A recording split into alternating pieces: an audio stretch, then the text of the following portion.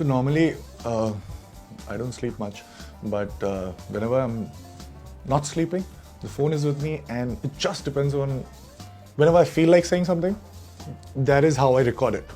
So that is actually tweeting is for me. These generally happen when I'm actually not thinking, completely not thinking about this, and I'm say working out or probably playing something, and it just happens. We predict linearly, but the changes exponential technologies bring are disruptive and exponential, and hence counterintuitive. Skills acquired in schools would be completely redundant 2 decades later if emphasis is not on developing emotional intelligence scope and curiosity to possibly still be relevant with accelerated change. Yes, it has a graph of, on the y-axis is human progress and on the x-axis is time, and you can see 2 graphs. All I'm saying is that the way we think, and now we know because we have done a lot of research on how we think in the last 10 years. So we know that we only think in a linear fashion. So, okay, there is the predator, and I think he would be there in next 10 seconds, and I will also be there, so let's not go there, and I'll go here. So this is a very linear fashion. I wanted to say that all the technologies that change everything are exponential technologies. So this is what we think. Like if 20 years back, if you were to tell me that there would be something, you can ask any type of question, any question, and it would just instantly tell you the answer. And I would just laugh at this idea. Now we have search engine. You have Google, I have Google. I can ask anything. So we can't predict exponential technologies, the kind of changes they would bring. But when it happens, we redact our brain immediately into believing that we always knew it. So that's what we do. So that is what I wanted to punctuate, that we make predictions in a linear manner, but changes happen because of exponential.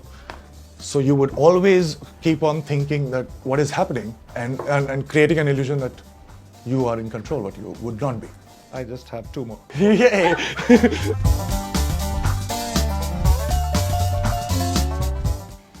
So it says we must look differently at known knowns, must take chances with known unknowns, and be ready to deal with unknown unknowns. Oh, that's a great thought. Yeah. So I'm saying we must look differently at known knowns because all the known knowns that are there, and we know that everything is so fixed. All the correct answers, E is equal to mc square. All these are like everything that we know. C is the speed of light in mc square, but actually C is not the speed of light. And when I tell you that it's not speed of light, you actually pay attention right now. And I say that it is a causation thing which happens to be equal to speed of light and hence mc square. And you're like, hey, wait, so I understood the thing completely. And since I can understand E is equal to mc square, so I can use it and make hydrogen bomb. But I never saw this equation differently. Because now, since you're saying that C is different, the entire thing looks different. So that is what I'm trying to do. So your assumptions could be anything. Probably you also don't know your assumptions.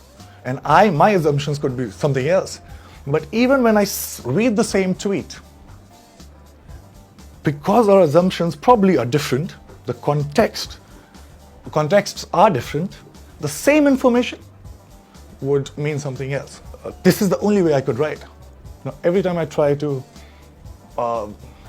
make it more comprehensible, and actually it is comprehensible to me, I actually dilute what I'm trying to say.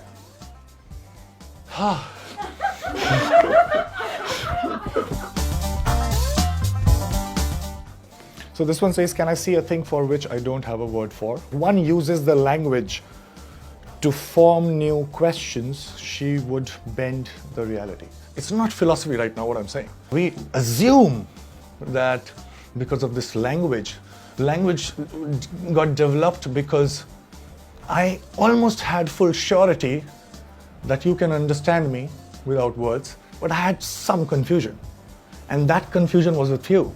So to decrease that confusion, language was formed. So language only decreases the confusion. It doesn't mean that it is without confusion. So that is what it is.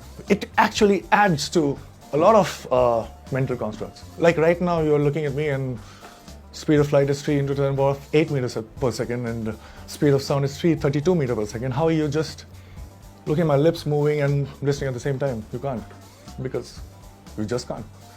Because speed of light is more than speed of sound. My lips should be moving first, and then after a lag, you should hear it. So your brain is calculating making adjustments right now without you knowing. There's a big gap between what we know and what we think we know. It says that forming a majority and earning popularity were the necessary criteria to validate what you know as the only truth. The only successful sperm who knew the rules of the ultimate game and made you would have ironically given. I think it's very simple. It's just that we have this tendency, we read this in behavioral economics, that if we have this tendency that we think that with familiarity it sounds closer to truth. But the number of the same false statement, it doesn't make that statement a truth. So that is what it is. I mean, like, we think that it should be, but it's not.